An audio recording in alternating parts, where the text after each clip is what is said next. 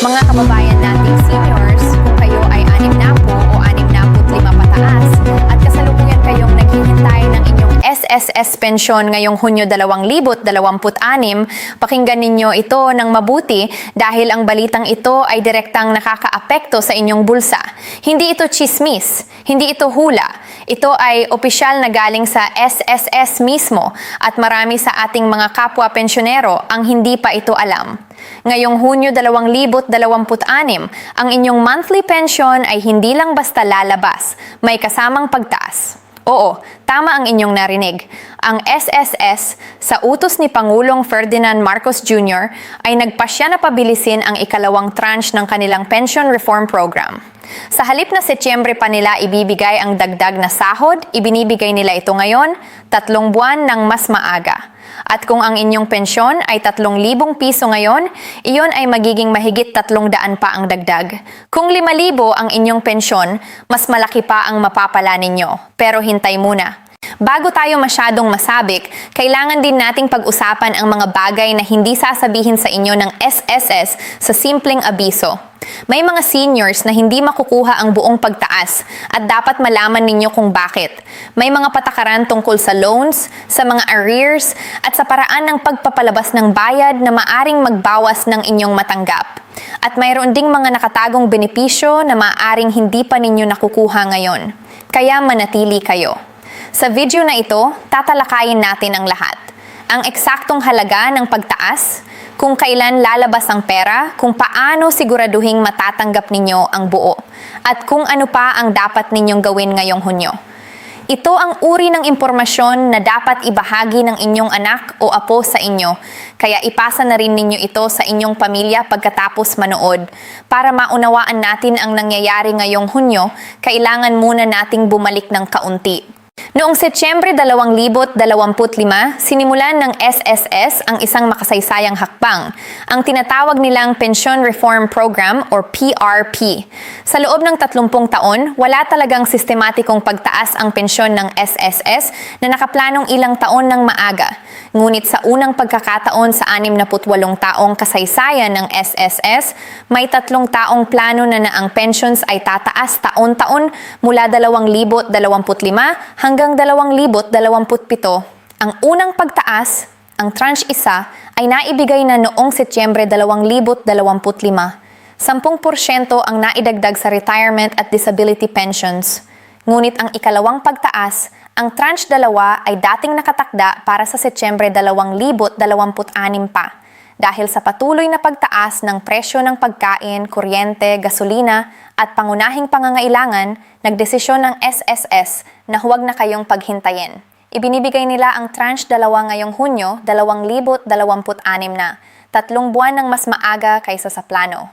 Ang kabuuan ng SSS para ibigay ang maagang pagtaas na ito ay humigit sa 6.5 bilyong piso, 6.5 bilyong piso, na ilalabas mula Hunyo hanggang Agosto 2026. Isipin ninyo yon, milyon-milyong pensyonero sa buong Pilipinas ang sabay na makatatanggap ng mas malaking bayad ngayong buwan. At ito ay hindi utang, ito ay ang inyong natitirang karapatan bilang miyembro ng SSS na magtrabaho ng matagal na panahon. Ngayon, pag-usapan natin ang pinaka-importanting tanong. Magkano nga ba ang inyong matatanggap na dagdag? Kung ang inyong kasalukuyang pensyon ay 2,000 piso bawat buwan, na siyang pinakamababang pensyon ng SSS, ang 10% pagtaas ay nagdaragdag ng 200 piso kada buwan. Kaya magiging 2,200 piso na ang inyong matanggap simula ngayong Hunyo. Hindi malaking halaga sa tingin ng iba. Pero para sa isang lola na nasa probinsya at ang 200 piso ay katumbas ng isang araw na bigas para sa pamilya, mahalaga iyon. Kung 3,000 piso ang inyong pensyon, ang dagdag ay 300 piso, kaya 3,300 piso na ang inyong makokolekta buwan-buwan. Kung 5,000 piso ang inyong pensyon at marami sa atin ay nasa ganito, ang 10% ay nagbibigay ng 500 piso na dagdag, kaya 5,500 piso na. At kung ikaw ay nasa mas mataas na bracket, halimbawa 10,000 piso ang pensyon mo, ang dagdag ay 1,000 piso bawat buwan. Isipin ninyo ang 1,000 piso na dagdag sa bawat buwan. Iyon ay 12,000 piso na dagdag sa loob ng isang taon nang hindi na kayo kailangang mag-apply ulit o mag-abala pa. Para naman sa mga nasa death at survivor pension, sa mga byuda o byudo o sa mga anak na kumukuha ng benepisyo dahil sa yumao ng miyembro, ang pagtaas ay 5%. Kaya kung 2,000 piso ang inyong survivor pension, magiging 2,100 piso na iyon. Mas maliit, oo, pero may dagdag pa rin.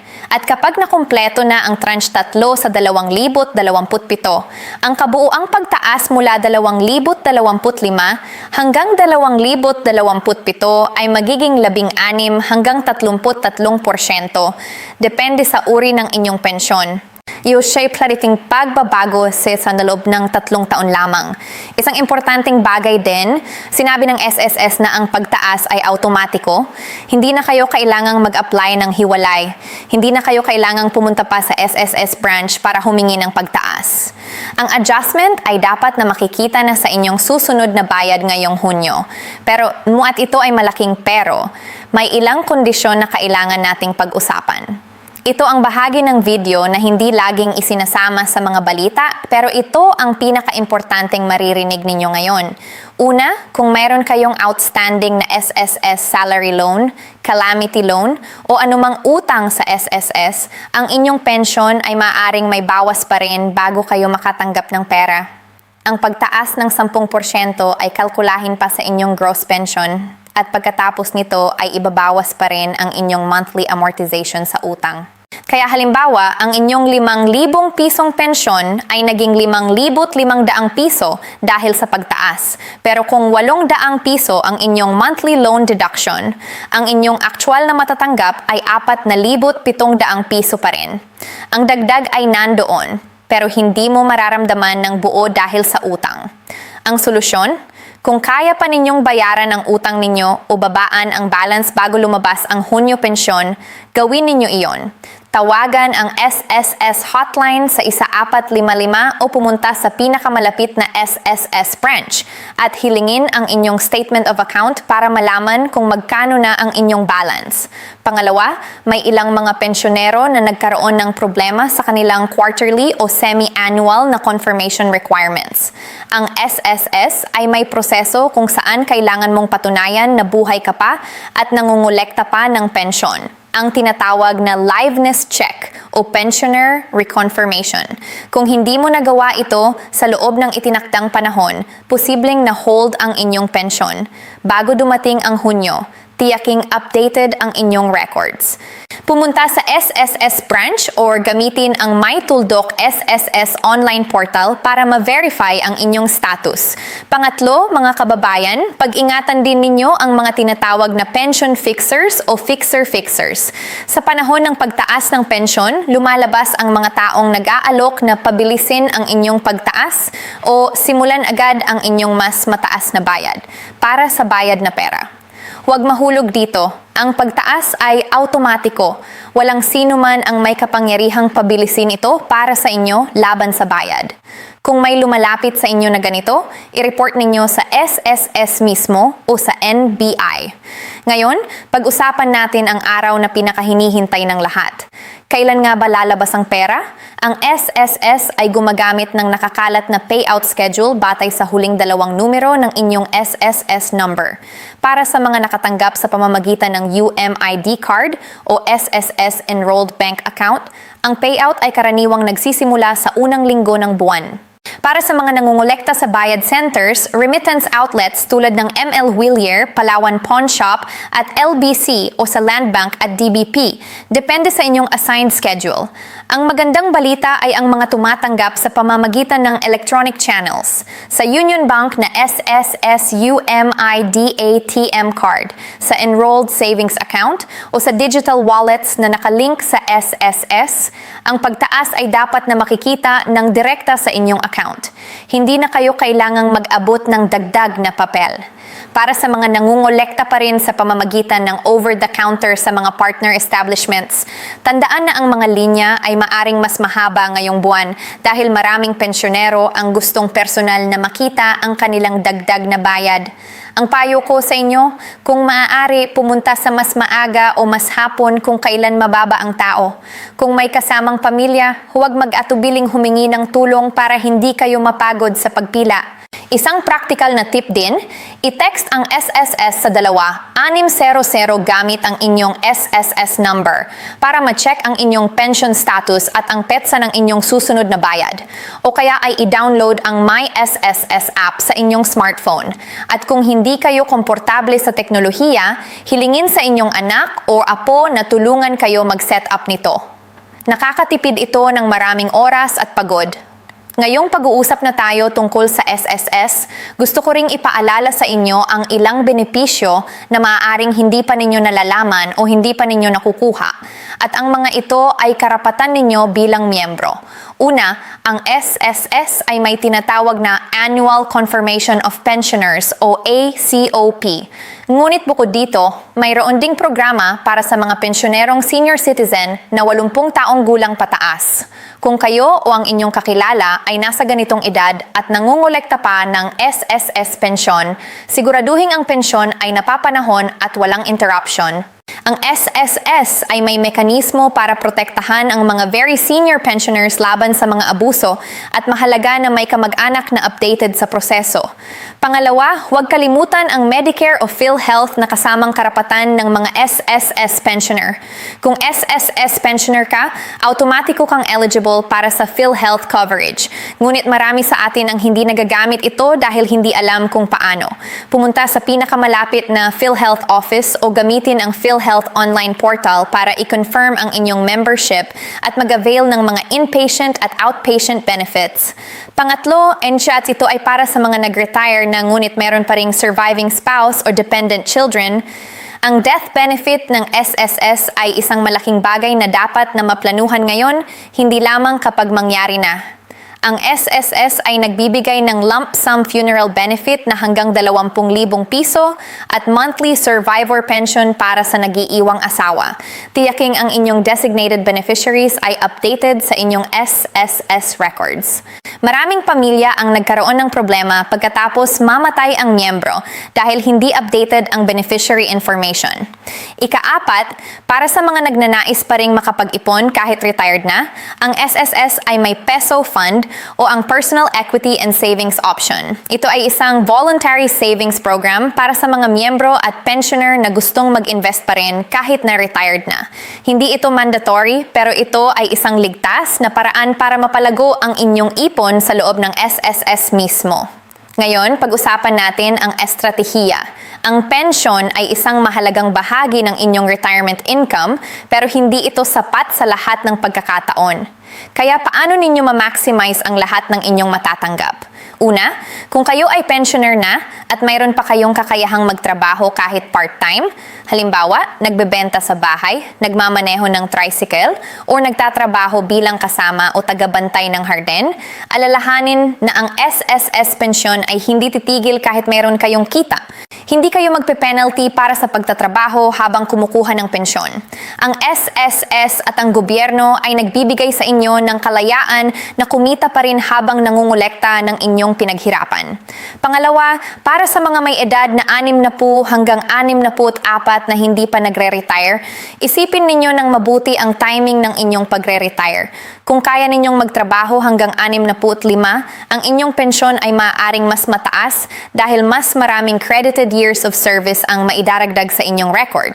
Kausapin ang inyong SSS branch para makompute ang estimated pension sa iba't ibang retirement age para malaman kung alin ang mas kapaki-pakinabang para sa inyo. Pangatlo, at ito ay espesyal na paalala para sa inyong pamilya. Ang SSS pension ay hindi subject to income tax sa Pilipinas. Kaya hindi kayo dapat magbayad ng buwis sa inyong SSS pension. Kung may nagtatanggal ng buwis sa inyong pension nang walang tamang dahilan, iyon ay isang bagay na dapat na i-report at i-investigate. Ang inyong pensyon ay exempted sa income tax under the Philippine Tax Code at ang inyong buong halaga ay dapat na mapunta sa inyo. Bago tayo mag-wrap up, gusto ko ring ipaalaala sa inyo ang mas malawak na larawan. Ang pagtaas ngayong Hunyo 2026 ay ang ikalawa sa tatlong na planong pagtaas. Sa Setyembre 2027, darating ang tranche 3 at pagkatapos ng tatlong sunod-sunod na pagtaas, ang inyong retirement o disability pension ay tataas ng hanggang 33% mula sa inyong 2024 na halaga. Para sa isang taong 5,000 piso ang pensyon noong 2024, sa 2027 ay maaari itong maging mahigit 6,600 piso bawat buwan nang walang karagdagang kontribusyon mula sa inyo. Ito ang pinakamalaking sistematikong pagbabago sa SSS pensyon sa nakaraang dekada. At ang mensahe ng SSS sa lahat ng miyembro ay malinaw. Ang inyong pera ay ligtas, pinamamahalaan ng maayos at patuloy na lalago. Kaya ano ang dapat ninyong gawin ngayon? Ito ang inyong listahan ng mga hakbang. Una, i-check ang inyong current pension amount sa pamamagitan ng SMS sa 2600 sa My SSS app o sa inyong SSS branch para malaman ninyo ang eksaktong halaga ng dagdag na matatanggap ninyo ngayong Hunyo. Pangalawa, i-verify ang inyong payout channel, tiyaking updated ang inyong bank account o e-wallet na nakalink sa SSS para mabilis na matatanggap ang inyong pera. Pangatlo, suriin ang inyong beneficiary records. Ang inyong pamilya ay dapat na protektado. And ikaapat, ibahagi ang video na ito sa inyong mga kaibigan at kamag-anak na seniors. Marami sa kanila ang hindi pa nakakaalam ng mga importanteng detalyeng ito. Mga kababayan, ang pensyon na ito ay hindi regalo. Ito ang inyong pinaghirapan. Ito ang resulta ng mga taon ng trabaho, ng mga kontribusyon na inyong binayad, ng mga sakripisyong ginawa para sa inyong pamilya. Karapat-dapat kayo sa bawat sentimo nito. Kaya huwag hayaang lumipas ang Hunyo nang hindi ninyo sinigurado na natatanggap ninyo ang inyong buo at tamang bayad. Kung may mga katanungan kayo, i-comment sa ibaba. Susubukan kong sagutin ang bawat isa. At kung nakatulong sa inyo ang video na ito, pindutin ang like button at isubscribe para hindi kayo makaligtaan ng susunod na importanteng balita tungkol sa inyong SSS, GSIS at iba pang benepisyo ng pamahalaan. Ingat lagi kayo. Mahal kayo ng inyong pamilya. At kami rin.